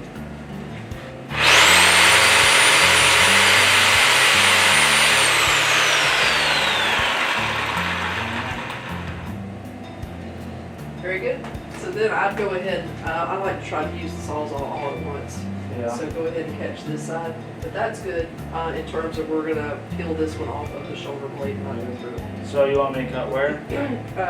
Remember how we talked about that bone Yeah, was hard? So just cut Yeah, just that touch bone. that one. Just on that bone and not anything Yeah, I else mean, you else. can if you want to. You can come on down. It's gonna be really easy because it's more cartilage than Come anything. down like this. Feel it. Get your hands in there and see where the bone stops and the cartilage starts. See where, remember I was flexing it so you can get an idea. What do you guys do with the head? So we pull off the ears, the jowls, the snout, For and the dog? tongue. The jowls become, we've actually been turning those into bacon as of this week. Or salted jowls, which is a side meat throwback to my country heritage. The dog treats are the nose, and the ears, and then we've Is that got what it's customers that like? like the chirp. Do you think that's about right? I mean, like where places have Yeah, that? yeah. Just cut all that at once. You can turn the dog, the tongue in the dog.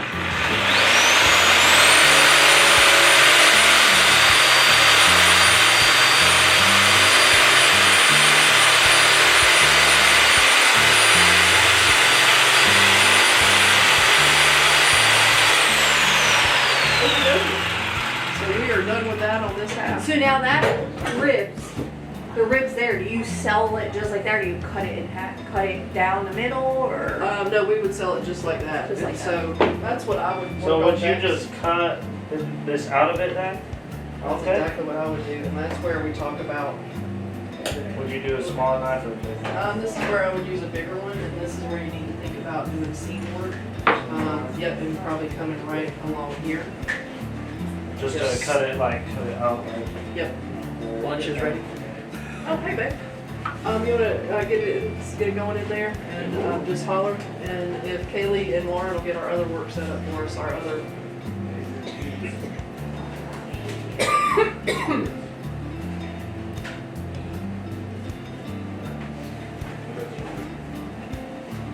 Is there a way to keep them warm for about? Right when I record, you can right in front of it. Yep. I'd like to get through this first half, and then if we could work it on stuff, and then if we could. Because I'm gonna do what I'm doing, but I'm doing. Oh, you look like you know what you're doing to us. That's all that matters. Yeah. It's the people Just on look YouTube. professional. Yeah, Look like you've done this many times. yeah. Just don't cut yourself again, because that made you look like, Yeah, I think you look really bad. yeah, it made you look really bad. We're probably gonna make fun of you the whole time. Well, he's in my club, so we'll just have to hang together. Now what? And did the chips come out? Direction. I don't know. There you go. Is that my baby back? No, that's just ribs. You just want to say baby back. I do, I just want to. You want to start singing the song. Right? Oh, you guys knew that one? Yeah. All right, there you Look go. at that, that's Ribs. awesome. Yeah. All right, so let's work on getting the coppa out, and then. What is this part right here? That is the lower shoulders. That'll be trimmed. Well, aren't there shoulder roasts, or is that Awesome. a coppa, like all Yeah. the same words? That's an awesome part. Yeah, we can see what we got in there. Man, it was a top half and a bottom half to the shoulder. One of them being the Boston and one of them being the Pickering. It is the spine, and it's officially called the chine, C-H-I-N-E. Chine. So now- And you'll Chine. see that be bigger on some hogs than other ones. So on this one, you want to come up under this chine and start cutting her loose there. There's a couple I work this from both angles, so you got that, and then you can come in. I go big because I can always trim it. Yep. So you got a couple options now. You can That's like the coolest and most satisfying. I know, I love doing that. Cause look at that thick lard. That's just Yeah. Yeah. Just cutting that. What's your obsession with lard? Maybe we'll call you the lard man. No, it's. Is that good? I just named you for your. It'd be like the other guy came out and interviewed you, praised the lard. Pork rind. Pork rind. Oh, pork rind. He seems like a character. I need a name. I want a name. Like you guys have the butcher bait. I have to come up with something. Yeah. I just gave you your name. You can help me find mine, the lard man. That's pretty good. You know you're. You should have a picture of like a pork butt. Just say Just you're. grab that Just right say there. you're. Just say you're a butt guy. What? He's like, Dad, that wasn't funny, and that was inappropriate. It's okay when it's talking about pork butt. Come on. Yeah, so this is just a matter of working it however angle you can. Just trying to avoid this as much as possible. But Yeah, you want And to what's stay. that in your left hand? Just the back. This is the bone? spine, but it's Back this part is called the chine. CHINE. Are we using that? spine? No. If you wanted to cut it down into pieces that you could turn into soup bones, you definitely could, but I don't really use it. I'm gonna let you do that because you're at a better angle. What we're doing is we're trying to pull this off and get it loose from there. So I want to ask you a question. So this, I don't remember, this was a younger video, but Good marble. does that look about the same ratio of fat to meat that we just did? I think it does. Okay, okay. Oh, I'm just sort of spot. Wonder don't cut into you. I figured.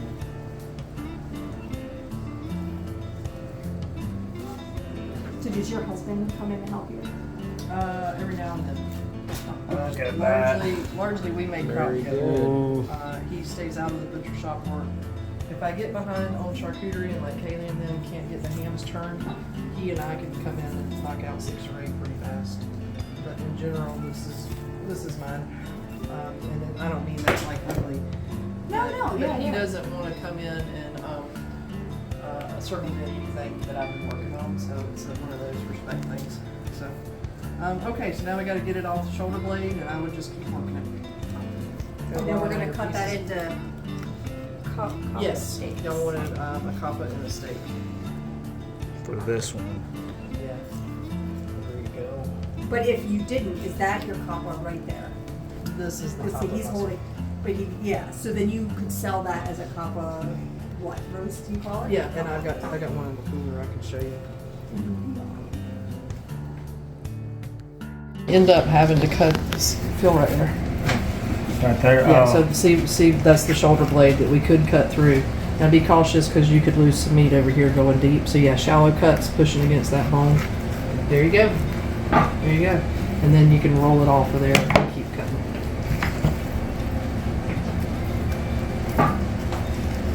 We ready for lunch? Yes, yeah, everything's out. We're still trying to find the chips though. There's some in the basement, in the big room. If y'all want to grab those. I mean, you got like cheeses Okay. and jam sauce. Okay. That sounds good. Yeah. Okay. I want to stay there. So Right, exactly. You know? Yeah, we love that one. She said there's some chips coming in the basement. Yeah, you want to run it there? What license do you have to do to sell canned goods, like the Amish? Do you have Amish? Okay, That's more Where you live? where you live. Keep cutting, Jackson. yeah, but what I'm saying, do they have a license? They have to sell exemptions. canned? Okay, so how would you sell like if I canned applesauce, what license do you have to sell? So that falls under 2 things, and it depends on what exactly you're canning. If you're making jams and jellies, you can start with that as a cottage food license and make it in your kitchen. If you want to be able That's to pretty. wholesale or do meats or go beyond that, you Look at have to that. become a cannery or work in a cannery. When you say wholesale, that means when you sell a big amount of quantity to someone, right? That's what the definition of wholesale is.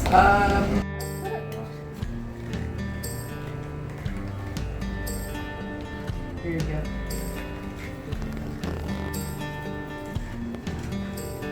So a good knife sharpener is a good investment, huh? Yeah, and we just use a Ken Onion knife sharpener that we got from either Harbor Freight or probably Northern.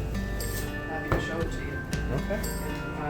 Bill is our knife sharpening expert, but he trained Haley on how to do it. So Very good.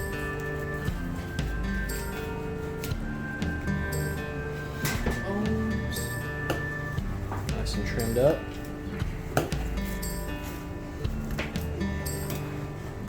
Is that waste? Trim, waste. Trim is just all the extra stuff that you can turn into sausage. For the most part. yeah, so what I would do. Darn good there. This is one of my favorite parts of the class.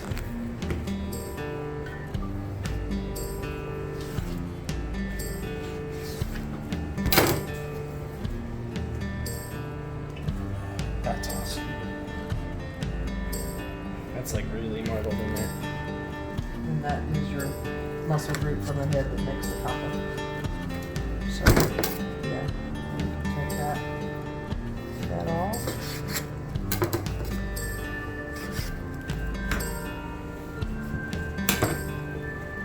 All right, the other butcher secret that you'll get good at. Look how pretty that is. Birdie. It's amazing what a swipe will do for you. It'll clean up a lot of little issues. But now I'm pretty sure, do some butchers just not do scalpa steaks? Because I feel like it's not nobody an does. option. Nobody. Huh? No, nobody does. Why? Because everybody wants a Boston butt. You can get It's more. not part of the Americanized butcher cut. Okay. This is the. So that's a Boston butt, wrap it up. Wrap it up like that. It's a Boston This butt. is worth $25 a pound. You'll never sell a Boston butt again. That's what the value is. American charcuterie. Four and a half pounds, maybe. There you go. $100 for that thing right That's there. half. But you Because could there's a if you whole other marketed half to of a ritzy area. Is this a smaller one, or is that about the standard size you like to butcher on? This is a medium to large one. Medium to Yeah. It's a good size. All right, we ready to eat before lunch gets cold? Let's do it. Let's do it.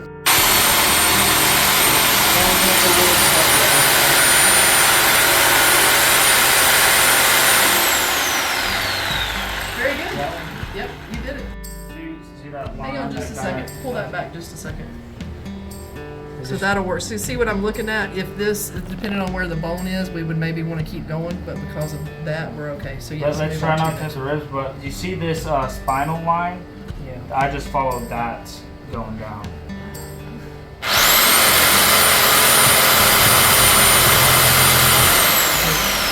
It's okay. No,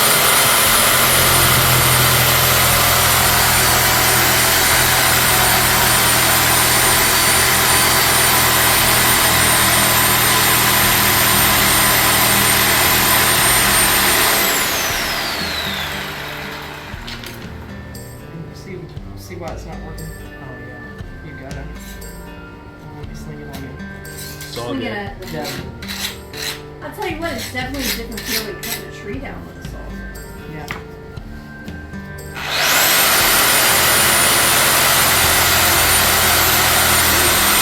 Wow. You got it. You just need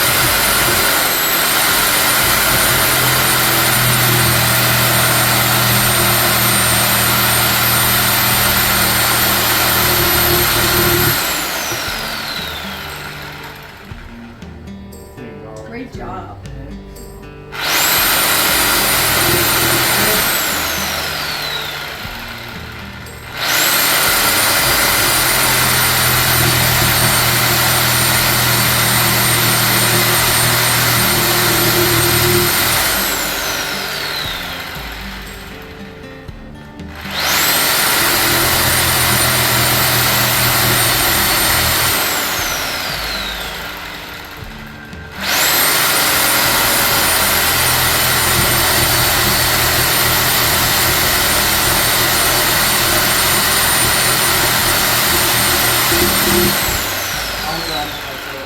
Alright, so let's look at this before you put it up. So that'll go, what we may end up doing, that's good there.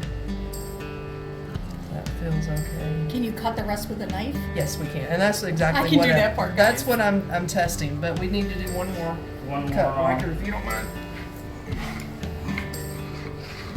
Or if you don't want to, you don't have to. But that's the other cut. I admit that was terrifying. It's a little wily. Yeah. it Ready? really. Yeah.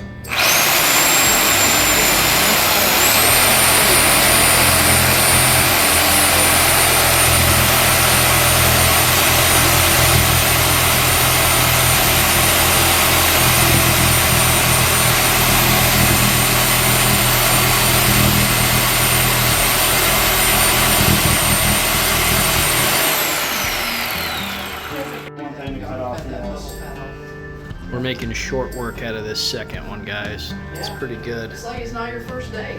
I know. See, Teamwork makes the dream. we're getting very little instruction. Still getting instruction, but it seems like we're just kind of going in at it.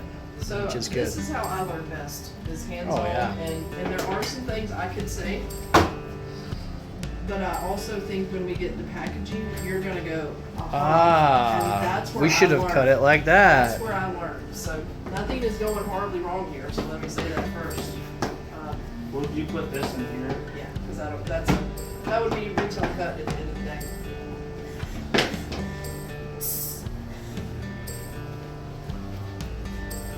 What you doing over there? Squirting milk at him? Oh. All right. They processed it. We're gonna cut it a little up and then bag it. Oh, And it's because sorry, I'll stop. all right. Oh, hey Laura. So I was wondering, like, do you for the Meishan just need to put it through once, or do you have to put it through twice? You do not want to do twice. The Meishan is so soft it'll actually mush it slightly. So Meishan is only a single grind, where other breeds and most processors are going to do a double. So mention that to them when you take it in. Thank you. Very cool. Yep. So we're about to make the sausage. Yep, ready? Ready. All right. Let me get it started and spin it around. And if you notice, we got to kind of work with a time here, so we want to keep it going. You don't want your grinder head to get warm. Where is the white? So if something gets backed up in here, y'all can feed it as fast as it'll take it. But if something doesn't go, use that stomper to push it out.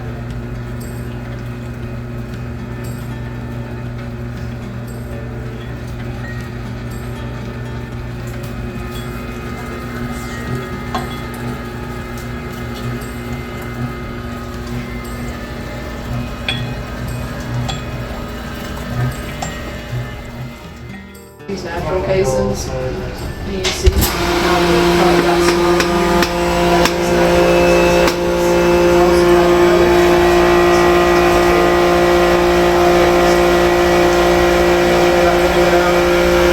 That is so here, we'll go ahead and throw this in. Don't tie it in case you need to pull some out. Yeah. So this is where the two speed comes in handy. You'll put your, come on, put your hand up here.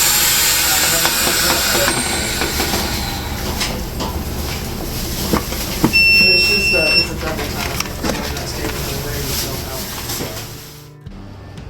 All right, so we're here with Laura Jensen, and we're here to talk about Meishan pigs and some of the things that she's got going on here. So, how you doing, Laura? I am doing fantastic. I'm glad you're here. Very happy to be here. So, what are you doing here? Like, what are the? I know you've got a lot going on. I think we just saw the tip of the iceberg today, but Yeah, you certainly what is the kind of gist, the main functions, or what you're trying to do here? Wow. So on the big picture side of it, my goal is to feed my community and feed them well. And while I'm at it, I'd like to save a critically endangered pig. Awesome. Awesome. And you know, you've kind of spearheaded, you've taken over the foundation herd, you really set up the registry. How's that process gone for you? A lot of work? Baptism by fire. Yeah. You just kind of threw yourself into it, right? Yeah, you know, I gotta say I was incredibly nervous that I would screw it up for probably the first 18 months, and then I was like, okay, all right, I'm doing it. It's happening. It's working. The pigs are going out. People are registering. Everything's growing. But no, I certainly didn't start with a knowledge of how to save a breed and how to run a breed association. But I do feel like that everything in my life has led me to this point to be able to do it to the best of my ability. And us, we've never really been involved with any breeding association other than some dairy goats, which is a very miserable experience for us. And I will say it's been a good experience for us so far. I mean, we didn't even know about these pigs, these wonderful pigs, a few months ago, and registration went very smooth. The process has gone really well. The community is amazing. Isn't it? The That's community really is, the secret sauce. yeah. That's what I tell people. It's the community that really blows it away. And you know, you took over this. You took over the foundation herd how long ago? 3 years. 3 years. So October 20th, just a few weeks ago, was my 3-year anniversary. Very nice. So you're really just coming along. I think from what we can tell, with how far the breed is spread across the country, that's a pretty big accomplishment for 3 years. We started when I took over. I was somewhere around hog 134-ish in the registry, and as of 2 days ago, when I was at that desk, I was on hog 963. Wow. So I think that we'll break over 1,000. Probably by the time this video comes out, because I'm so slow at editing, we should be right over 1,000. I'll put a little bullet on the bottom if we reach that. That'd be pretty cool. That would be amazing. That'd be for me, and people laugh at me, but that's the moment where I feel like I get to sleep again. Yeah. Because I do. I dream about this stuff and try to figure out how to make it the best experience for everybody. So yeah, we've been really fortunate in the association that we've got so many members that care just as much about this Meishan and the genetics. So a lot of people come at me with the concern of 12 hogs. There can't be enough genetics out there for me. Well, you have to look at it from a couple different perspectives. One of it being that those 12 hogs were not anything that someone else could own. So what were the first breedings? Pause for a second. So if you look at what those first 12 hogs were, the first pairings are really the ones that we could work with. And there were actually 23 different pairings that you can look at that you could have on your farm. So that gave a lot of genetic diversity, and then there's farms from coast to coast and everywhere in between. Some states we still need, but we'll get them, that have the genetics out there. So that's enabled other members to now say, I want to work on maybe a meat program. I want to make sure teat count is there. So it's really. So we can really start getting into the details now. Yeah. Yes, you know, confirmation in terms of, you know, some of them didn't have straight legs in the beginning, but we were so concerned about genetics. We honestly didn't focus on that. Because we wanted to just keep them. we wanted them alive, we wanted them to Yes. spread. Yep. Yes, we wanted to know that we had a population to work with. So it's been an amazing journey. That's awesome. And I know we've appreciated we actually came down here today, as you know, to learn how to process a pig, and we've learned so much. And it was such a good, I think, experience. We went outside a minute ago with my youngest, who's very anti I want to do things, and he told me how much he liked it. And, you know, so that's a good, you know, and I know when you and I talked on the phone, you were really excited to get the next generation involved. And you know, if they can learn how to do these awesome things, then I think that's going to make this program even stronger. You know, especially their willingness and eagerness to learn it, and then they'll pass it on to the generation after that. Yes, absolutely. And that's just as important, I think, as preserving the pig is preserving the conservation effort. It is, and multiple pathways is important too. So again, first was genetics. It had to be. I actually started on the meat side because when Rico started the association, he had that. So I actually built the butcher shop at the same time that the Meishan became available in the country. So it's been fantastic to work out the meat pathway. And next up is the show pathway, and I know that's been a topic today. Yeah. Of how do we get them in the show ring? The association will offer some incentives, like some monetary incentives for the winning Meishans, the first ones in the ring, to the breeder and to the family that does it. So look for that Awesome. next year, how you can do that. And if anybody's got feedback for me, I'm always open to hearing that. Very good. All right, so you also run Jensen Reserve here. Yeah, it's a really cool operation in your spare time. Yeah. It's a pretty awesome endeavor. Tell us a little bit about that. Thank you. So as all these things came together with the Meishan, it was at the same time that my oldest daughter and I realized that we had an autoimmune disease. And we quickly realized that what we ate had an effect on it. So as we're learning how to grow our own chickens, and then we got into pigs, it was not Meishan to start, we knew that we had to stay on that path. So our former neighbors in the suburbs where we lived before we moved here saw what we were doing through social media, and drove essentially the store. So we never intended to turn our barn apartment into a butcher federal slash butcher building shop and a retail store and walk-in coolers and all that. But the community has really supported us all the way and made it possible. That's awesome.